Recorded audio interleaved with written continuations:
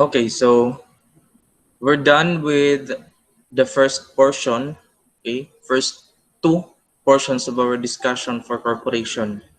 We had first the concepts and the overview of accounting for corporation. Then we have the accounting proper, okay? Last meeting, we had until we have the comparison of memorandum method until the discussion on other considerations in relation to transactions involved involving equity accounts. Okay, so here we're going to discuss accounting for treasury shares. Sa mga hindi naka-attend ng last meeting, I have a link in the group, in the FB group pertaining dun sa discussion. You can access that link through your G Suite account. So, accounting for treasury shares. Okay? Tatanungin nyo, nag-advance reading ba? Yung iba? Yung naka-attend dito, nag-advance reading ba sa treasury shares? Okay. So, treasury shares,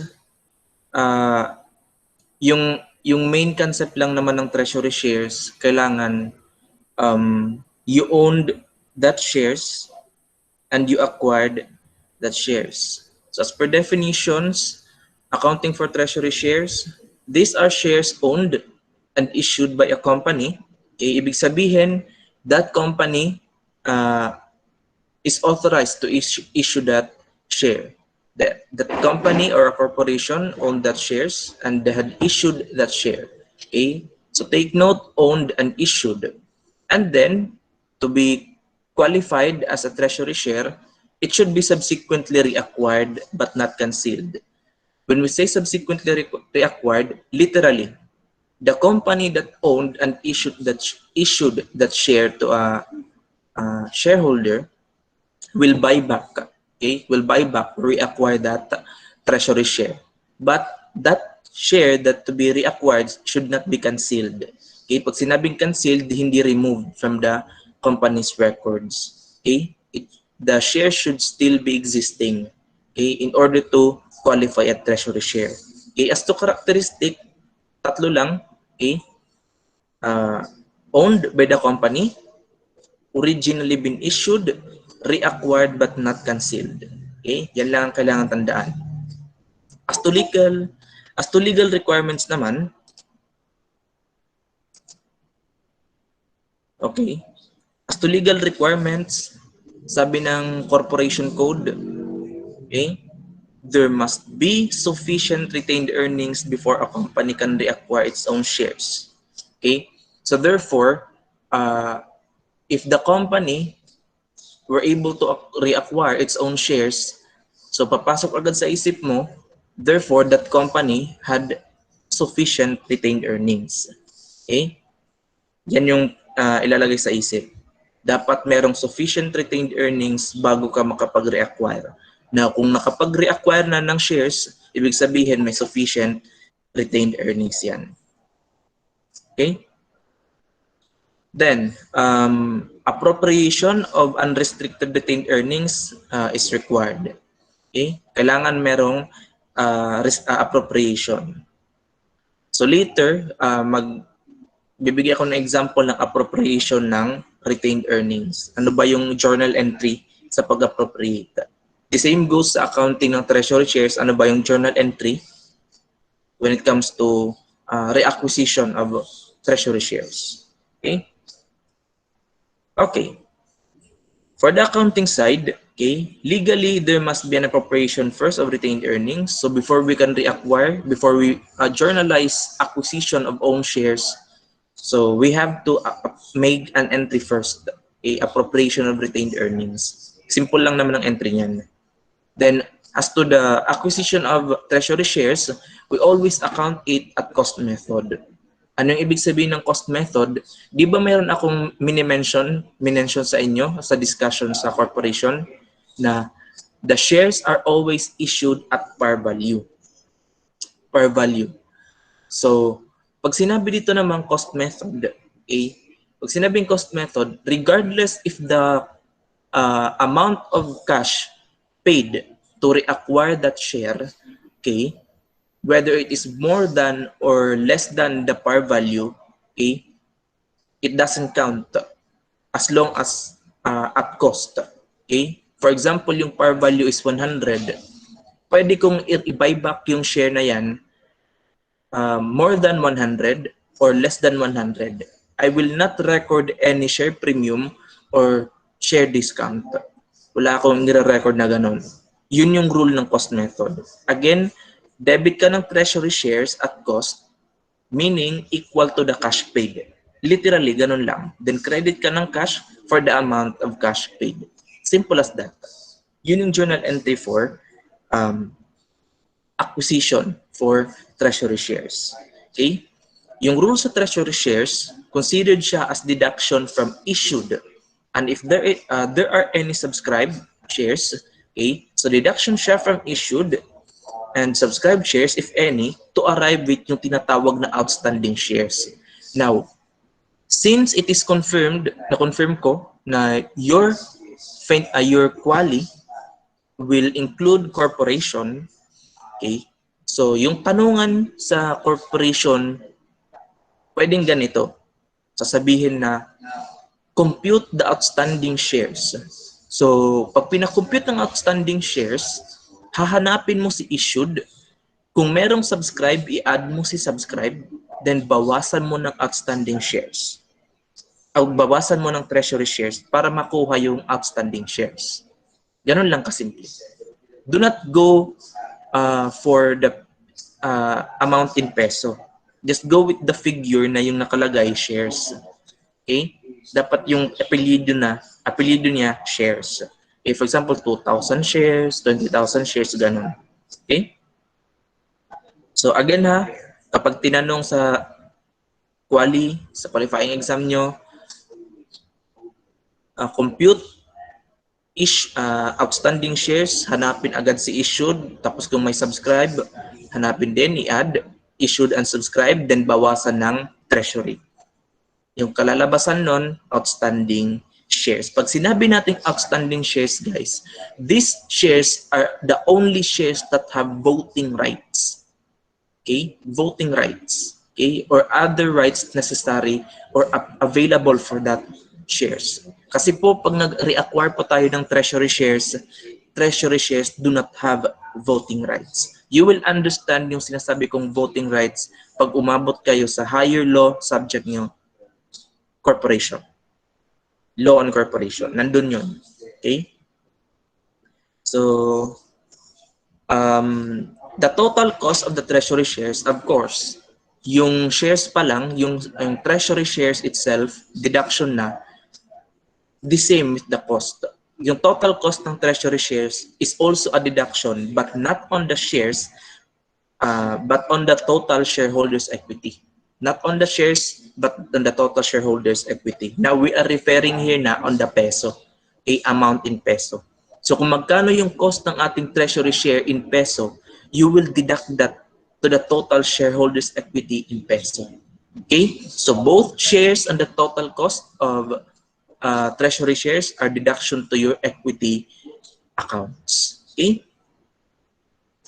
So, treasury shares may be reissued at cost. So, hindi naman concealed. Okay? Yung characteristics kasi ng treasury share include not been concealed. So therefore, kung hindi pa concealed yung share na yan, the share is still existing and can still be reissued. So treasury shares may be reissued. Yung reissuance, pwedeng reissue mo at cost, meaning kung magkano yung pag-buyback mo sa kanya, pwede mo rin siyang i-issue the same amount ng binayad mo nung binili mo yung treasury shares. Pwede ring above cost. Na pag above cost, we record here share premium. Okay? Pag below cost, we do not record discount. Rather, we charge it as a loss. Okay, later meron tayong rule dyan. Then, last, treasury shares may be retired or removed from records. Okay? Pag sinabi nating retired or removed, okay, we do not intend to reissue that treasury shares, pero wala, i-remove na natin siya sa records kasi nga wala nang kwenta yung shares na yan. Parang ganun. Okay? So, we can have it at gain or at a loss. So, example ng transaction for treasury share, reacquisition of shares as treasury shares. So, FINAC company issued capital of 50,000 shares with par value of 100. Okay? For 180 peso per share. So, nag-issue daw tayo ng 50,000 shares. Yung shares na yan, merong par value ng 100. Tapos yung pagka-issue natin is above par value, which is 180. Yan yung pinaka-issue price natin. After a year daw, the company decided to repurchase 20,000 out of 50,000 shares. Okay? Previously issued at 180. It costed, ito na yung mahalaga. It costed the company 90 pesos to reacquire the shares as treasury. So meaning, you will disregard yung 100 at saka yung 180 per share if we are talking here of reacquisition of shares as treasury shares. Okay? Kasi nga cost method. Regardless kung mas mataas or mas mababa sa par value or kung dito sa issue price na rin. Okay? Then the company had retained earnings of 7,500,000. So, i-compute natin kung magkano ba yung i-reacquire natin. So first, we have to record the issuance of 50,000 shares for 180. So yung debit natin sa cash is equivalent natin sa 9 million, which is the total issue price. Okay? So debit tayo ng cash, 50,000 times 180 is 9 million pesos. Okay? Then credit tayo share capital. Share capital is always at par value. Okay? As I've been telling you before, kailangan yung credit sa share capital, whether ordinary or preference, share capital, kailangan at par value. Okay. Yung reacquisition po ng treasury shares, applicable po for both preference at saka ordinary shares. The same yung rule. Okay. The same yung rule. Kaya nga, linagay ko lang dyan, share capital. So automatic, pag sinabi kong share capital, credit, pwedeng ordinary or pwedeng preference. Okay? Then always at par value, magkano yung par value niya is at 100. So, credit tayo, 50,000 times 100, we have 5 million for share capital. Then the excess will be share premium. Now, since this is issuance pa lang ng share, yung share premium dyan, linagyan ko lang muna ng apelyido, original issuance, to indicate that that share premium arises from original issuance of the 50,000 shares. Okay? Then, we account now for treasury shares. Di ba sabi ko, first, kailangan merong appropriate, sufficient retained earnings. So before we can reacquire, we have to appropriate portion of our retained earnings. Tatanungin niyo ako sa problem solving, sir, yung nasa problem solving, yung retained earnings, kung hindi stated yung retained earnings as to appropriated or unappropriated, or as to restricted or unrestricted, ano ba yung rule sa retained earnings? Okay. Yung rule sa retained earnings sa pag hindi stated, unappropriated or unrestricted. Okay? Unrestricted. So dito, to record appropriation of retained earnings, yung unappropriated na retained earnings, kailangan mo i-debit, then credit ka again retained earnings, lalagyan mo lang ng apelido, appropriated, to signify that this portion of retained earnings is appropriated, restricted on buying or for other purposes. Parang ganon. Yun lang ibig sabihin ng appropriation ng retained earnings. Tapos kung sa mga problem solving, tatanungin kayo, lalo na sa quali, magkano yung amount ng retained earnings, tapos nakakita kayo ng appropriation, ng retained earnings, hindi po magbabago yung balance ng retained earnings. Dito, we have the balance of 7,500,000. Tapos nagkaroon tayo ng appropriation. Pag tinanong ko kayo, how much is the balance of the retained earnings after appropriation in relation to reacquisition of treasury shares? Kasi nga, di ba, legally required tayo pag-appropriate. So magkano yan? Yung sagot dyan is still 7,500,000. Hindi mo babawasan ng 1,800,000 because yung appropriated retained earnings is still a retained earnings. Okay? Still part of your retained earnings. Kasi yung tinanong ko, generic. How much is the balance of retained earnings? I did not specify unappropriated or appropriated. Okay? Again, pag hindi sinabi sa problem kung appropriated or unappropriated, we assume unappropriated. Pero kapag may appropriation tapos tinanong ng balance ng retained earnings, appropriation does not affect the balance of your retained earnings kahit may appropriation. Okay? So in that sense, kahit mayroon tayong appropriation retained earnings, 7,500,000 pa rin ang isasagot sa balance ng retained earnings. Pero, ganito ha, pero pag tinanong sa problem, sinabi sa problem, how much is the balance of retained earnings? Okay, how much the balance of retained earnings to be considered as unrestricted or unappropriated? That's the time na babawasan mo yung 7.5 ng 1,800,000. Kasi yung 1,800,000 is the portion of your retained earnings na appropriated or restricted. Pag tinanong appropriated retained earnings, sagot 1,800,000. I am emphasizing this one kasi mahalaga yan. I have encountered these questions during my quali time. Okay? Nung nagko-quali pa ako. Okay? So I hope I made that clear. Okay, next. Tapos na tayo mag-appropriate ng retained earnings, we move forward sa treasury shares acquisition.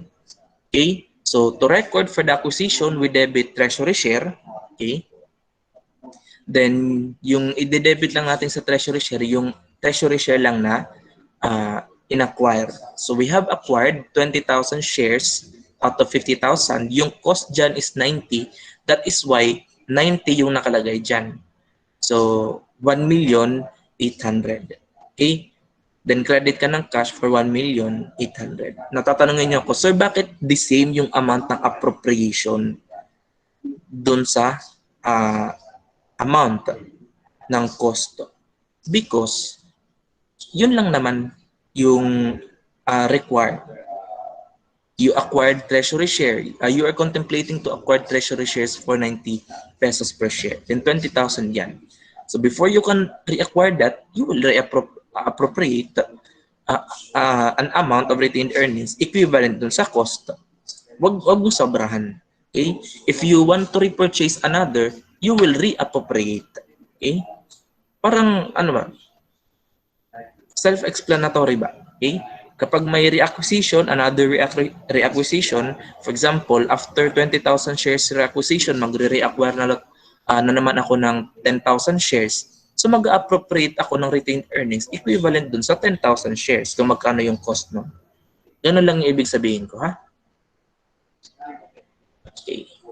Next. Wait. Question so far dito sa acquisition ng treasury shares.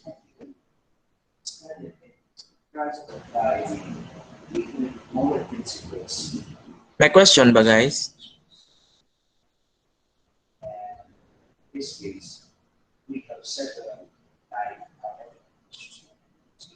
Siguro walang questions. Okay.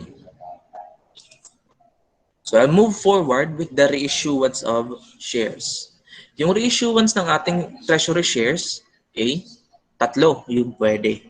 We can have it reissued at cost, reissued above cost, or reissued below cost. Okay? Each have special rules. Pag at cost, walang problema kapag at cost. Bakit? Kasi yung debit mo lang is cash, equal to the cost of the reissued treasury shares. Okay? For example, yung kanina, yung 20,000 shares, kapag re-issue natin siya lahat at cost, babalik rin lang natin yung entry. Okay? With debit cash, then credit tayo ng treasury shares at cost. Wala nang ibang journal entries. Kasi nga wala namang excess or deficit na recognize. Okay? So with that, ito yung rule.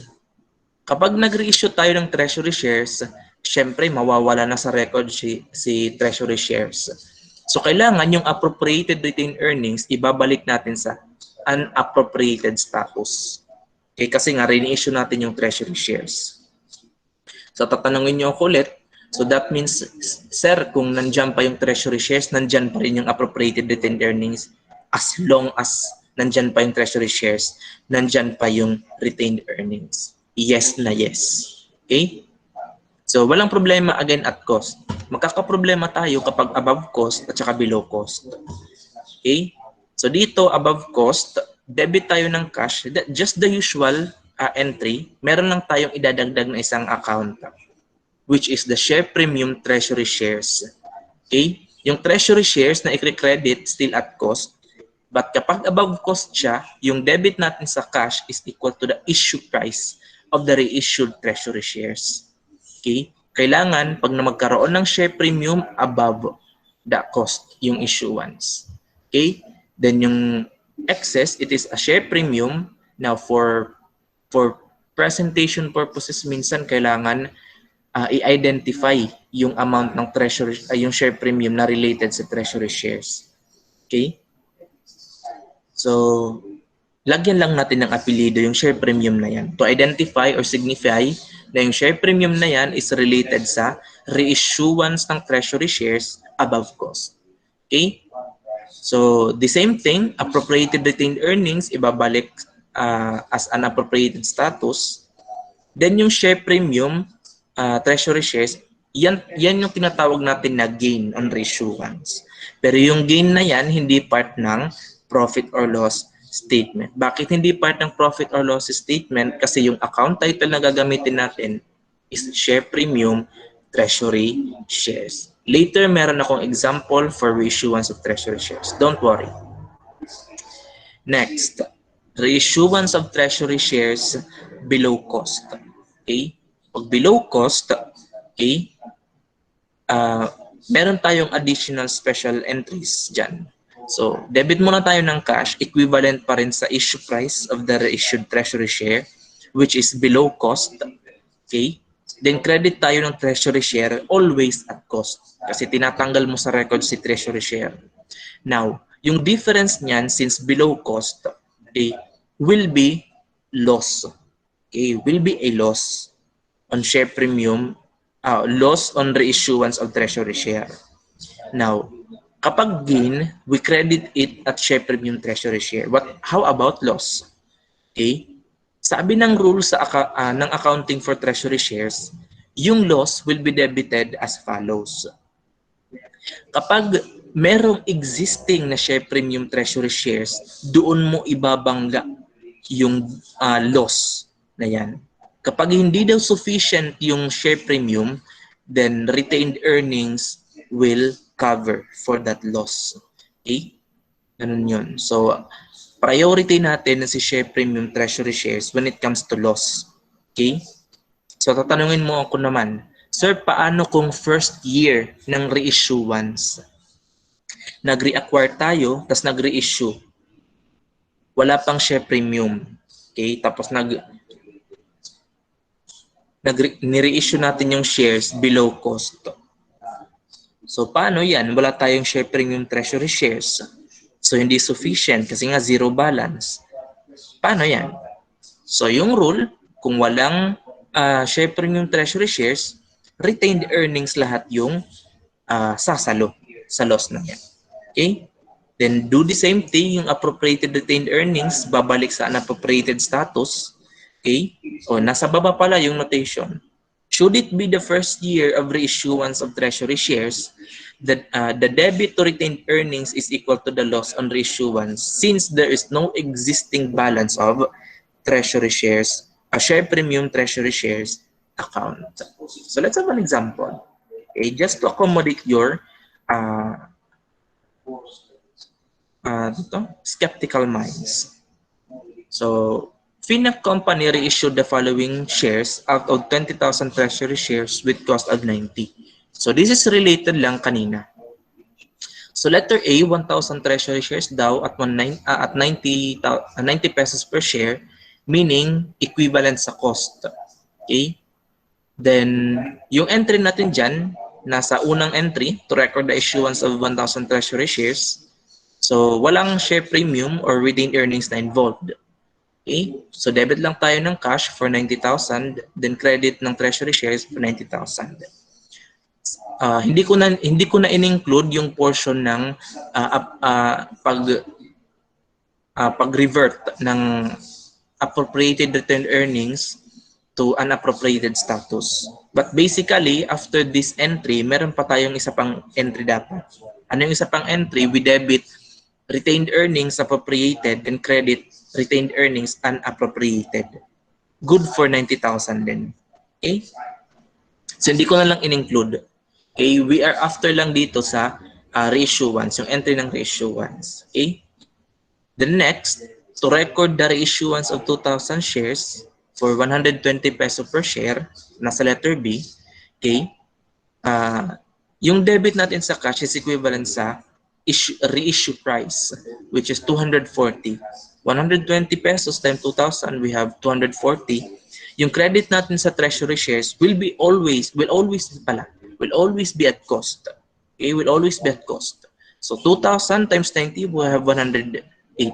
Then yung difference nila, that's the time credit sa share premium treasury shares, not a gain account. Yes, it is a gain on reissuance, but not credited to gain account.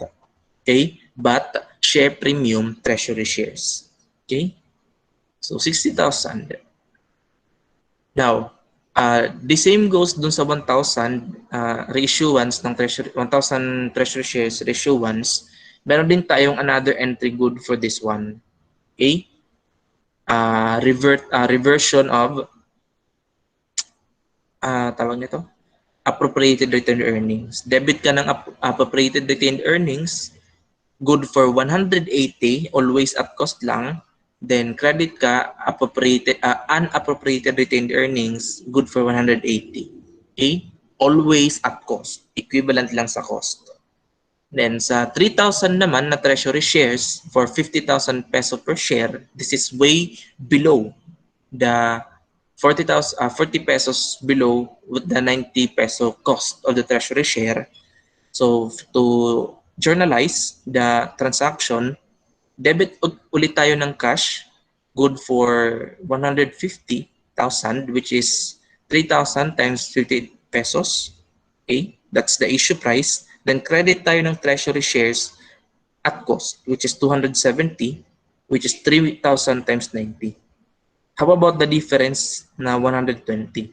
So ito yung rule. Take note, before tayo nag-reissue ng shares, okay? Before tayo nag-reissue ng treasury shares na 3,000, meron muna tayong reissuance first na 1,000 tsaka 2,000. Meron tayong balance ng share premium treasury shares doon sa second reissuance, referring lang sa 2,000. So may share premium tayo, good for 60,000. Yung ating loss dito sa reissuance ng 3,000 shares is 120. So ibangga muna doon. So yung i-debit lang natin sa share premium treasury shares is good for the balance of the share premium, which is 160. Now, meron pang balance yung loss na 60,000. That's the time na yung retained earnings yung papasok. Okay? Good for the remaining amount of 60,000. Natatanungin niyo ako, Sir, how about if the share premium on the previous transaction is good for 180? Sabihin na lang natin yung amount niya is 180. Then lahat ng loss na 120 will be debited to share premium treasury shares. 120. Walang retained earnings na ilalagay. Now, paano naman kung yung amount ng loss is equivalent sa 120 tapos wala tayong balance ng share premium treasury shares? Kung ganyan, debit lang lahat sa retained earnings kasi wala tayong previous share premium treasury shares. Okay? So, ganun yung rule ha. So, hanapin palagi yung share premium treasury shares. Okay? But basically yung reissuance natin, we have it at cost lang naman at saka above cost. Rare case yung below cost. Okay? So, just take note of that journal entries. Okay? So, for retirement of treasury shares, okay, we have dalawa. We have at a gain or at a loss. If at a gain, again, not part of profit or loss statement. Kapag at a loss, again, not part of profit or loss statement. Okay. Kapag at a gain, ayan yung rule. Okay. So, retirement of treasury shares, debit tayo ng share capital, equivalent sa par value or stated value. Pag sinabi kasi nating retirement of treasury shares, tinatanggal natin sa record si treasury shares. Kapag ganun, tanggalin na rin natin yung related share capital account. Then kapag mas malaki yung par value ng shares sa cost ng treasury shares, we have to credit it as share premium treasury shares, yung excess. Okay? That is a gain on retirement. Kapag naman loss, okay, ibig sabihin yung par value ng treasury share nating rin-remove is less than the cost of that treasury share. So, ayan yung hierarchy. Okay? Unahin muna si share premium original issuance. Okay? Then, we have share premium treasury shares kapag hindi sufficient si share premium original issuance. Then, kapag hindi sufficient yung dalawang share premium, papasok si retained earnings. Okay? So, this is a good example. Trina Company retired out of 14 treasury shares. Kasi why 14? Kasi kanina, we have 20,000 treasury shares. Ibawas natin yung reissue natin kanina, which is good for 6,000 shares. So, ibawas sa 20, we have 14,000 shares na lang. That's why 14,000 shares yung nakalagay dyan. With cost of 90, which was previously issued at 180 pesos at par value of 100. So, inuna muna retirement of 4,000 treasury shares. Yung entry, debit ng share capital, credit ng treasury shares, then credit yung excess share premium. Okay? Yan yung amounts. Always at par value yung share capital. Okay? Then, treasury shares always at cost, then the excess share premium. Then to record the retirement of 5,000 shares, okay, the same lang kasi mas mataas kasi yung par value kaysa sa cost ng treasury shares, so always credit sa share premium. But assuming dito sa baba, okay, yung ibang kulay, assuming daw yung retirement natin, okay, assuming yung retirement ng 5,000 shares, okay, may par value lang siya ng 50 at saka original issue price na 60 instead of 100 at saka 180 na previously yan yung mga price na nandyan. Okay? So we have to debit share capital par value assuming 50. So 250 nakalagay dyan. Then credit tayo ng treasury shares always at cost. Okay? 450. Then we have a loss. Okay, this time it is a loss on retirement. Okay? Yung unang babanggaan muna natin is yung share premium original issuance equivalent lang sa retired treasury shares. So magkano yan? 5,000 kasi. Yan times 10. Paano na-compute yung 10? Issue price, assumed issue price na 60 minus the assumed par value na 50, we have 10. Then hindi pa rin sufficient kasi nga yung difference niyan is 250 minus 450 is 200, right? So we still have 150 na loss. Then we have share premium, treasury shares. May balance kasi tayo dito sa unang retirement ng 4,000 treasury shares. So 40,000, meron pa ring remaining. Okay? May remaining pa rin na 110. So dyan napapasok yung retained earnings. Okay? But, ano yun?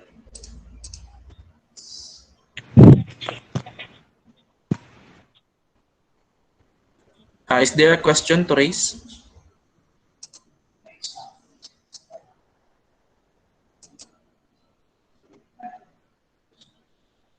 Wala ata.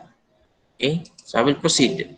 Don't worry for purposes of your qualifying exam.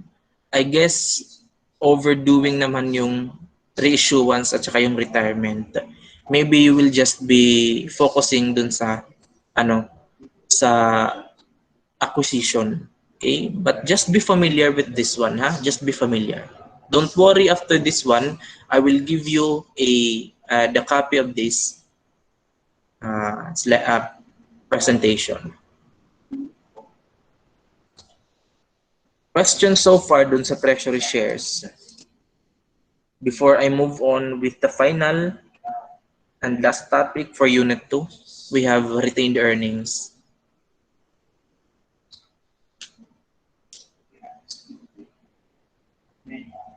Okay, parang wala. So proceed ako sa accounting for retained earnings. Okay?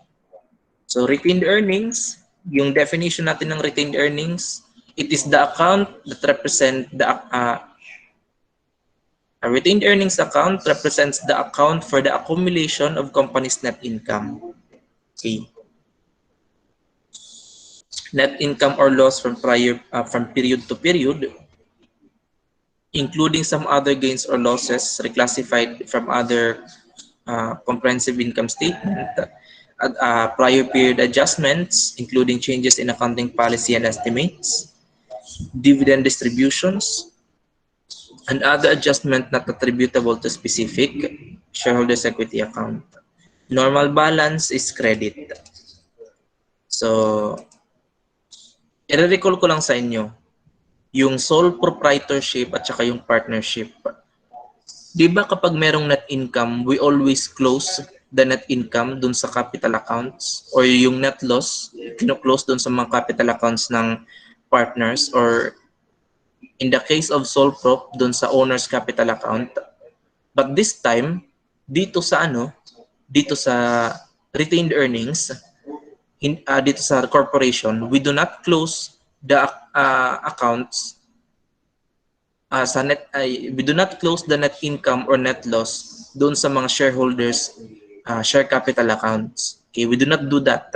We have a special equity account which is the retained earnings, okay, na ginagamit natin for accumulation of net income. Okay? Yan po yung purpose ng retained earnings. Okay? For IFRS term, pag sinabi nating IFRS, International Financial Reporting Standard na term, or kung dito sa Pilipinas, it is the Philippine Financial Reporting Standards. Okay? Yung credit balance ng retained earnings, yung tawag dyan is accumulated profits. Okay? Yung debit balance naman ng retained earnings, yung tawag dyan is a deficit. IFRS term is accumulated losses. Now, other books will present it as accumulated profits or losses. Okay? Yan yung presentation nila. But to be specific, the credit balance, we have accumulated profits. The debit balance is a deficit which is accumulated losses. Okay? So ito yung sinasabi ko kaninang mga unappropriated or appropriated retained earnings. Again, for purposes of balance ng retained earnings, appropriation do not affect the balance of the retained earnings as a whole. So, kinds of retained earnings, we have unappropriated, we have URE, which is the unrestricted portion of the retained earnings. Then, appropriated retained earnings or the ARE, we have it restricted portion Okay? Not available for dividend declarations. Okay? So sa baba ay yung T account ng retained earnings nandyan. We debit retained earnings pag merong loss, pag merong dividend distribution, pag merong net debit prior period adjustment, pag merong reclassification ng other losses from OCI statement, pag meron ding other net debit adjustments not attributable to other specific shareholders equity accounts. Kapag naman credit, retained earnings is always credited for net income. Okay? Credited din siya for net credit prior period adjustments. Okay? Credited din siya for the reclassification of other gains from OCI statement. Okay? So, be specific ha. Dito credited for other gains. Then, retained earnings is credited for other net credit adjustments not attributable to other specific accounts. Okay? So, parang baliktaran lang. Okay?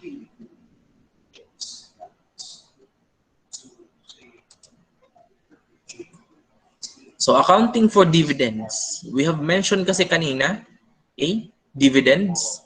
This is actually related to your retained earnings. Walang problema sa ibang accounting ng retained earnings. Usually, yung retained earnings, accumulation lang naman yan ng net income or net losses. Okay? Other considerations na lang yung iba. Okay? So, retained earnings is credited for income and other gains, then debited for net losses and other expenses, then ulit. Retained earnings is credited for net income and other gains, then debited for net loss and other expenses, then also debited for dividends. So therefore, yung common transaction lang dito is net income or loss, then dividend distribution. Okay? Special cases na lang yung iba. Okay? So, accounting for dividends. Ano yung ibig sabihin ng dividends? Dividends represents distribution of earnings and sometimes capital to shareholders of a company. Dividends may be a return on capital or a return of capital depending on the intention of distribution. Okay. So, I want you to imagine. Example, you are a shareholder of a corporation. Sabihin na lang natin si Jollibee Corporation. Shareholder ka sa Jollibee Corporation, okay, meron kang investment, yung amount na ibinabalik sa iyo, okay, as a return of your on your investment, okay, yung tawag doon dividends. Okay, pag may investment ka sa Jollibee, okay, malamang sa malamang makaka-receive ka ng tinatawag na dividends. You will be notified na merong dividend declaration na you are entitled for that dividend declaration. Okay? So, kinds of dividends, dalawa lang yan. We have out of earnings. Pag sinabi nating out of earnings, we are using the retained earnings for distribution.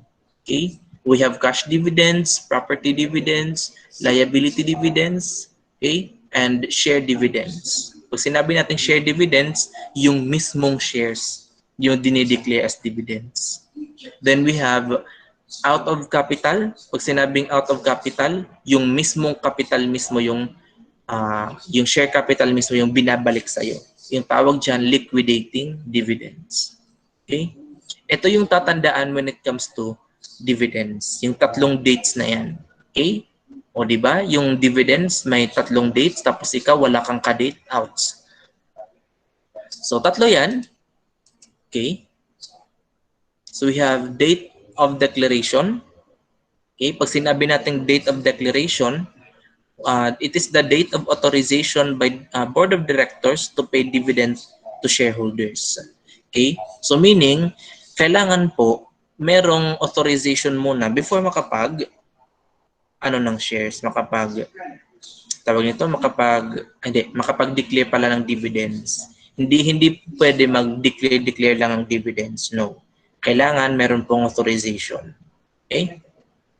Then, the date, it is the date when liability for dividend arises. Yung entry natin upon the date of declaration, importante to for your quali. Okay? Baka ipa-journalize sa inyo yung declaration ng dividends. So we have to debit retained earnings at saka credit tayo ng dividends payable. General po yung account na dividends payable. Okay, but later I will show you parang may specific na accounts. Okay? So for the date of records, okay, pag sinabi natin date of records, it's the date of determination of who are entitled for dividends. Okay? So kailangan for you to be entitled for that dividends, kailangan shareholder ka up to the date of record. Okay? Only those who are registered per records after registration is closed. So meaning, kung hindi ka nakaregister as shareholder sa Jollibee, okay, so hindi ka entitled for the dividends. Okay? Kasi hindi po sa date of declaration yung ano mo, madedetermine kung makaka-receive ka. Although yung liability ng corporation arises at the date of declaration. Okay? But as to the obligation of payment, required parang ma-oblige lang sila kung sino man yung entitled lang. Kung hindi ka entitled, wala. Okay? Kaya sa pagmamahal niya, kung hindi ka entitled, huwag kang mag-assume. Ouch. Okay, so sa date of records, no journal entry is necessary. Okay? No journal entry is necessary. Pag date of payment naman, okay, it is the date of actual payment na or distribution of dividends. Okay? So yung naka-credit natin na dividends payable sa date of declaration, i-debit natin dito. Then credit tayo ng cash if it is good for cash or other appropriate accounts depending kung anong anong klaseng dividend yan. Okay?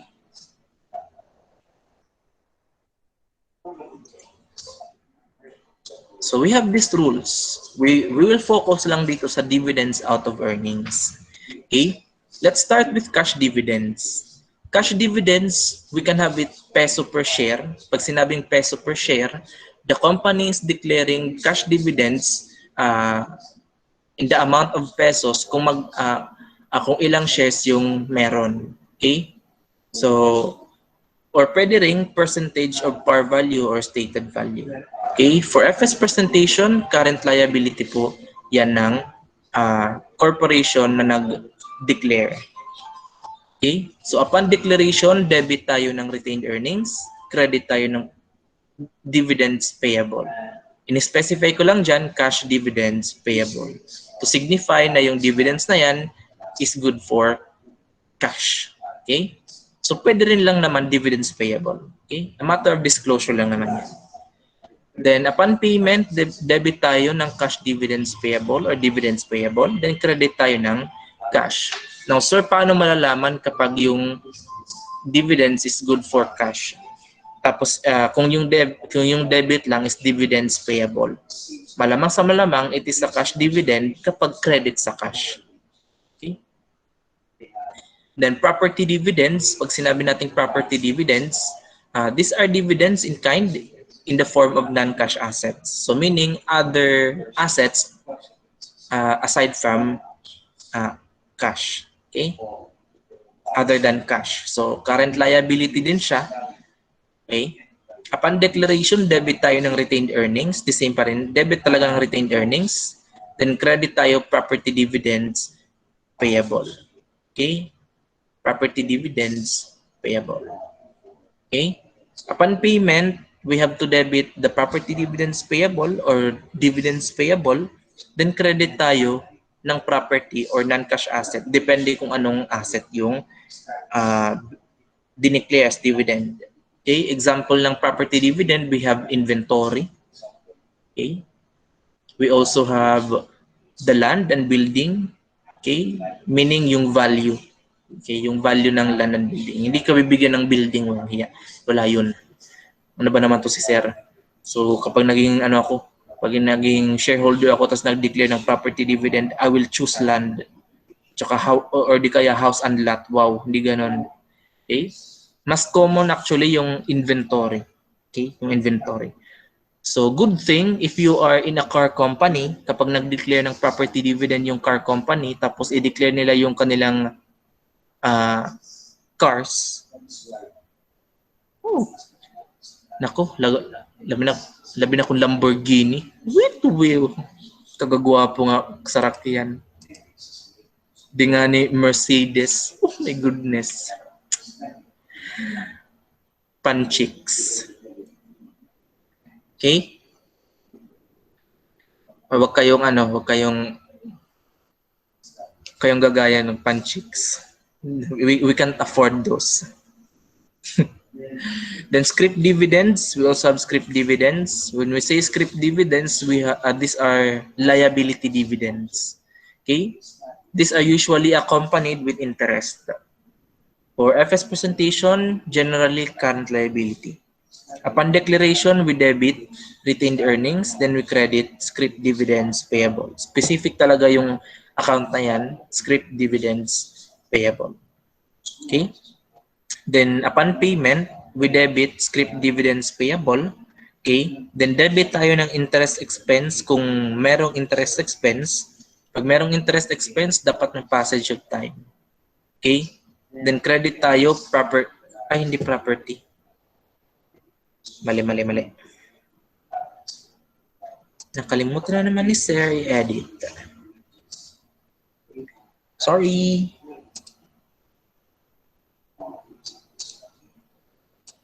So, credit tayo dito ng cash. Okay? Kasi nga liability. Binabayaran natin. Okay. So, yan. Credit tayo ng cash. Okay? Yung i-credit natin sa cash, the total of the debits. Kung meron interest expense, isama na rin. Then for bond dividends, okay, declaration of companies own bonds as dividends. Payment requires actual issuance of bond liability with interest at saka maturity date. Okay. FS presentation, current liability on the part of the dividend itself. Non-current liability Non-current liability naman, generally on the bonds payable itself. Okay? Current siya if due within 1 year. Okay? Upon declaration, debit tayo retained earnings, credit tayo bonds. Bond dividends payable. Upon issuance of bonds as payment, okay, debit tayo bonds dividends payable. Okay? Then credit tayo bonds payable. Okay? Then let's move forward with another highlight. We have share or stock dividends. Okay, these are dividends in the form of share distribution or bonds issue. Okay, so kung akong tatanungin for qualifying exam purposes, mas common po yung cash dividends, property dividends, at saka eto, share or stock dividends. Okay? So, yung share dividends, yung IFRS term dyan is bonus issue. Bago lang po yan, term, bonus issue. Okay? Depende po yung share or stock dividends. Meron po tayong tinatawag na small or large stock dividends. How can we consider stock dividends na small? If it is less than 20% of the total shares outstanding. Or kapag large naman, at least 20% or mas mataas pa sa 20% ng total shares outstanding. Kapag small stock dividends, yung retained earnings natin is debited at fair value of the shares. Then any excess of the fair value over the par or stated value is share premium. Okay? Kapag naman large stock dividend, we always have it par value lang. No share premium involved. Okay? FS presentation, hindi po natin pre-present as liability na literal na liability. Although, we use payable for that. Okay? A matter of terminologies lang. But for FS presentation, equity component po yan. Okay? So meaning hindi po natin yan i-represent sa portion ng liabilities, rather on the equity portion. Okay? If distribution is later than the reporting period, we use the account share dividends distributable or payable, SDD or SDP. Okay? Always at par value yung SDD or SDP. Okay? Upon declaration, small stock dividends with debit retained earnings, credit tayo ng share dividends distributable or payable at par value, then credit tayo ng share premium. Then upon distribution or upon payment, debit tayo share dividends distributable or payable, then credit tayo share capital. Okay, we do not credit any other asset or liability accounts, rather capital account, which is share capital. Okay, depending on the class of share, if it is preference or ordinary. Okay, but generally share dividends is sa ano lang yan sa ordinary, yung mas common. But I'm not saying na hindi pwede yung preference. Pwede yung preference i-declare as share dividends. Kapag naman large stock dividends, yung tatanggalin mo lang sa concept is the fair value at saka yung share premium. Okay? So before we have our example, kasi ano na lang, lulubusin ko na lang yung concept for retained earnings. Okay? Isang bagsakan lang yung retained earnings natin na problem solving. So we have to discuss first accounting for share splits. Meron po tayong tinatawag na share splits. Ito po sir yung tinatawag na split na ano, literal na mag-split. Hindi yun. Hindi. Share split, ganito po yung share split. Yung share split,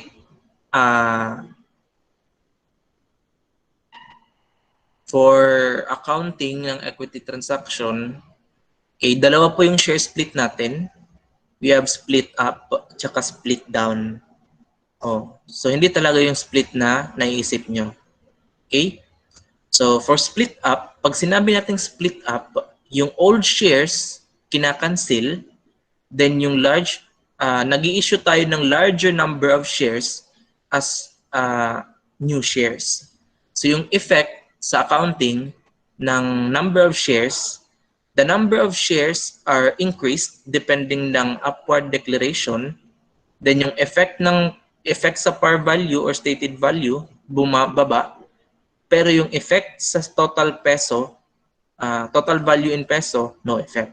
Example, meron tayong 5 million share capital. Yung par value niya is at 200 pesos. Okay. So 5 million divided by 200, we have 25,000 shares. Tapos nag-declare daw ng split up. Yung split up, 2 for 1, or minsan sasabihin 1 to 2. Okay, mas common yung 2 for 1 na English. Okay, kalaban dito English. 2 for 1. Ano ba yung ibig sabihin ng 2 for 1? Ibig sabihin ng 2 for 1, yung kada isang share makaka-receive ng tig-dalawa. Okay? So yung isang share, ika-cancel yung isang share, papalitan ng dalawang share. Okay? So meaning times 2. Kung ilan yung shares mo na old shares, times 2 mo lang. Okay? So yung effect sa number of shares, yung 25,000 shares, i-multiply natin ng 2, magiging 50,000 shares na siya. Okay? Yan yung ibig sabihin ng 2 for 1. Okay? Yung effect naman dito sa par value, baliktad.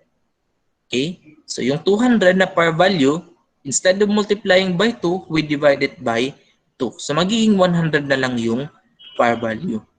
Pero yung total, okay, yung total value in peso, still at 5 million pa rin. Okay? Still at 5 million. Okay? Walang pinagbago. Okay? Nakuha ba guys? I hope nakuha yan ha. Yung split down, kabaliktaran lang ng split up. Of course, literal. Okay? Old shares are canceled and smaller number of shares are issued as new shares. Okay? So the number of shares are decreased depending on the downward declaration. Then yung par value or stated value is increased naman, baliktad, depending on the downward declaration. Okay? But on the effect on the total value in peso, wala pong effect. Okay? Why am I emphasizing this one? Because hindi ito na-emphasize nung ibang dumaan ng FINAP. But because yung corporation is kasama na sa quali ninyo, kasama din po si share split. Baka lang naman kayo tanongin dito for share split. Okay? Ganito lang ang tatandaan, ha? So, example natin, 2 for 1 sa split up. Again, pag sinabi natin 2 for 1 sa split up, kada isang share, papalitan natin ng tig-dalawang share.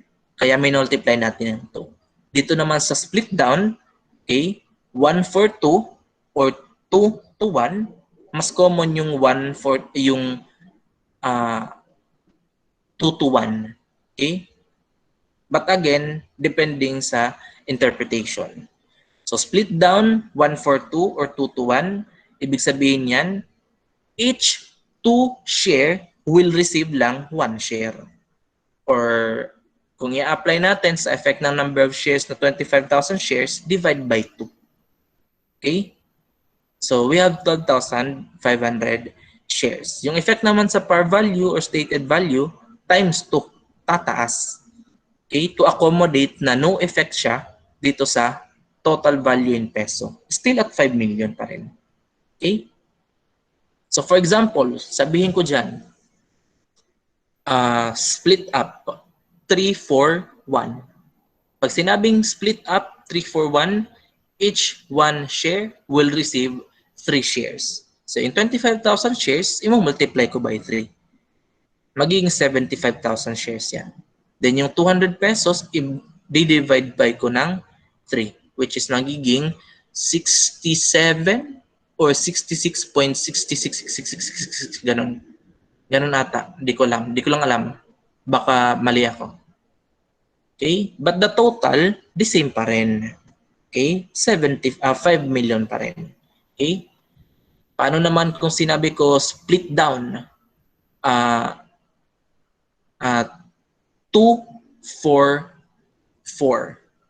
Ibig sabihin, each 4 shares, okay, will receive only 2 shares. Okay? So meaning, yung 25,000 shares, i-divide by 4 ko yan. Okay? Then yung 200 pesos, i-divide by 4 ko ulit yan. Okay? Ay, i-divide by 4, ita-times 4 ko, I mean. Okay? So kailangan yung kalabasan, 5 million pa rin. Okay? So let's have this sample problem. Linubos ko na for retained earnings. Okay? So FINAP company had the following transactions for first year and second year. For first year, the net income and expense summary has a credit balance showing a net income of 5,500,000. Declared cash dividends as follows: 5 peso per share on 20,000 ordinary shares with total par value of 2 million at 100 pesos. Then letter B, 5% on 25,000 preference shares with total par value of 5 million at 200 pesos. Then number 3, declared inventories valued at 200,000 as property dividends. Then declared 10% stock dividends on ordinary shares. Fair value of the shares daw is 150. Okay? Then declared share split up for 2 for 1. Okay? So, sagutan natin yung first year. Okay.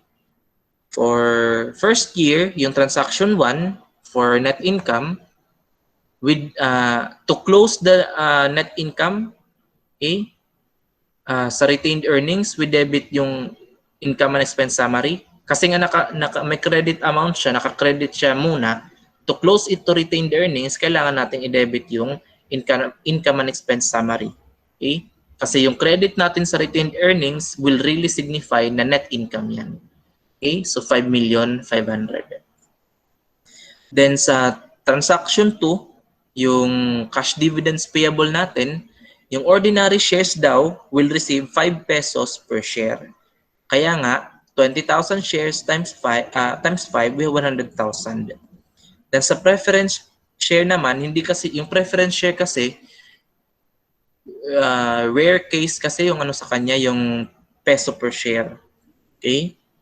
In a form of percentage kasi yan. Okay? Usually. So 5 million times 5%, we have 250. So yung total niyan, we have 350. So debit tayo retained earnings, then credit cash dividends payable 350. Okay, later pag binayaran yan, we have to debit cash dividends payable, then credit cash. Okay? Then sa ano naman, sa transaction 3, okay, wala tayong computation dyan kasi nga given na. Declaration of inventories as dividends. So debit tayo retained earnings 200,000, then credit tayo property dividends payable for 200,000. So upon payment, debit tayo ng property dividends payable 200,000, then credit tayo inventories 200,000. Okay? Then for transaction 4, okay, yung 10% na share dividends, okay? Take note, yung ating ordinary, yung ano lang, yung may stock dividends lang na dineclaran is ordinary shares. Okay? So wala yung preference. Okay? Hindi ko naman sinasabi na hindi pwede mag-declare ng stock dividends sa preference. Pwede rin. But dito, ordinary shares lang yung merong declaration. Okay? So for that purpose, yung 20,000 ordinary shares, multiply ka ng 10% kasi nga 10% lang naman yung dineclare. Okay? Wala naman tayong treasury shares dyan. So yung pinaka-outstanding shares natin is good for yung 20,000 shares ng ordinary. Okay? So 20,000 shares. So that means, sir, kung may treasury shares, we use the outstanding? Yes. We use the outstanding shares because the outstanding shares will only be entitled for dividends. Yung treasury shares, wala pong dividends yan. Okay? So 20,000 shares times 10%, we have 2,000 shares. Okay? Yan po, yung 2,000 shares, yan na po yung ating stock bonus. Okay? Yung bonus issue. For purposes ng journal entry, 2,000 shares times 150, we have 300. Yan yung ating debit for retained earnings. Yung share dividends payable or distributable, 2,000 shares times 100, yung par value, you have 200,000. Okay, share dividends distributable pa lang yan. Then credit tayo share premium for the excess. So upon payment, pag nag-distribute na ng shares, debit tayo share dividends distributable or payable. Then credit tayo ordinary share capital kasi referring naman siya sa ordinary share capital. Okay? Now for declaration of split up for of 2 for 1. So yung ordinary share natin, hindi na 20,000 lahat-lahat but 22. Why 22? I-declare natin, i-assume na natin yung 2,000 shares. Okay? So 20,000 plus 2,000 na bonus issue, we have 22,000 shares. Since it is split up, multiply it by 2, we have 44,000 shares. Now for the par value, okay, yung 100,000 na par value, i-divide lang natin by 2. Okay, so bababa, we have 50,000. Sa preference share kasi, yung preference share na affected din yan ng split. Okay, hindi lang yung ordinary, also the preference share. So sa ordinary, ayan, so yung 25,000 shares, wala namang bonus issue for that. So 25,000 pa rin, times 2, we have 50,000. Then the par value is 200 divided by 2, 100 na lang. Wala po tayong journal entry dyan kasi for purposes of share split, it is a matter of memorandum entry lang. Okay? So balikan natin yung problem for second year. Okay? Sa second year, the income and expense summary has a debit balance showing a net loss of 500,000. Then declared share split down ng 1 to 2. Then sold its investment in fair value through OCI na mayroon daw 200,000 credit balance ng accumulated OCI. Okay? So meaning, papasok dito yung reclassification po, yung kanina. Then declared 20% stock dividends on ordinary shares, meaning large stock na to. Then appropriated 700 for future, okay? Future acquisition of real estate. So for solution ng second year, transaction 1, hindi ko pa pala uli napalitan. Ay nako.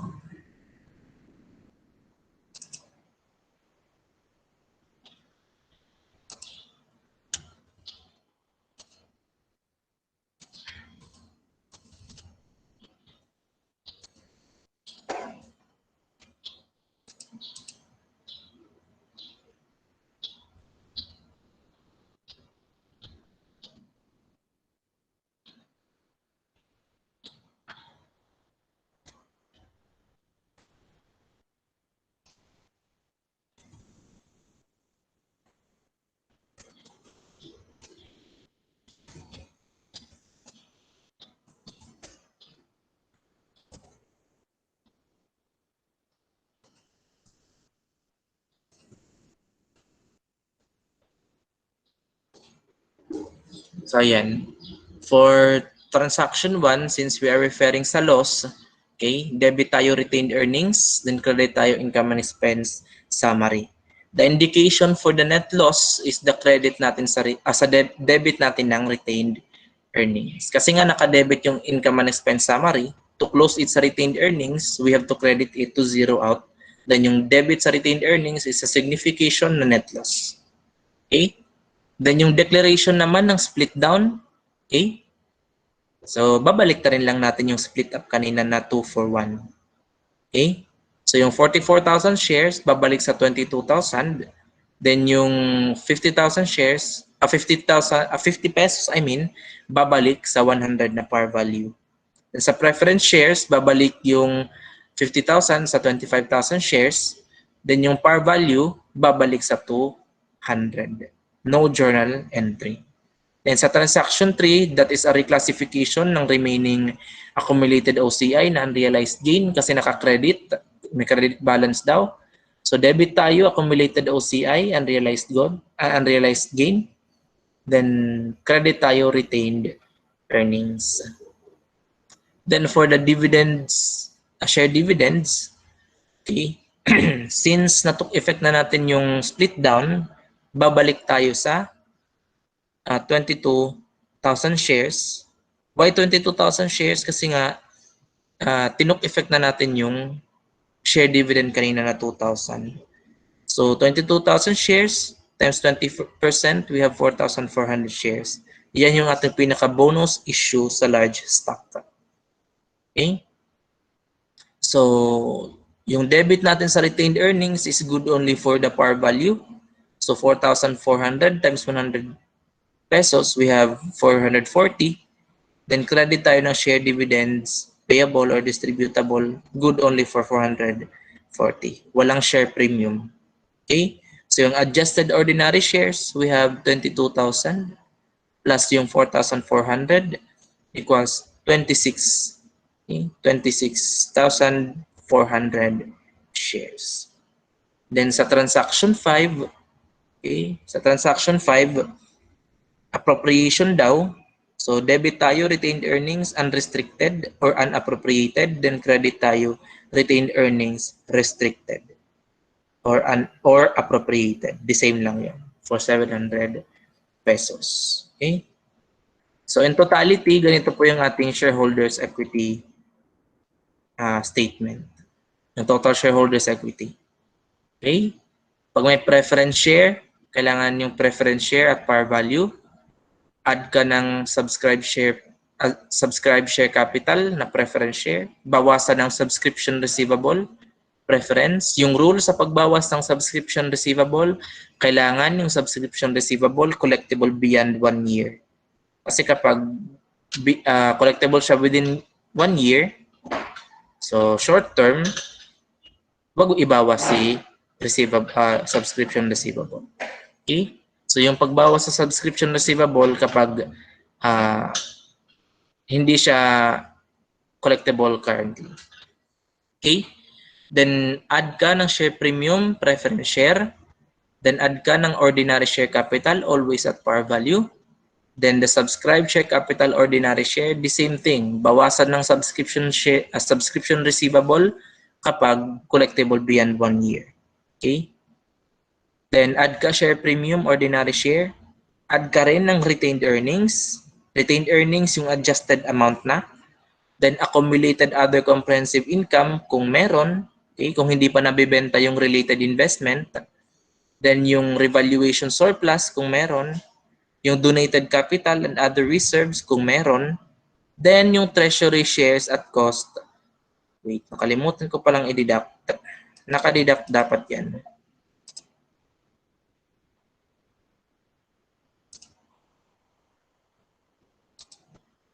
Yung treasury shares at cost, kailangan naka-deduct po yan.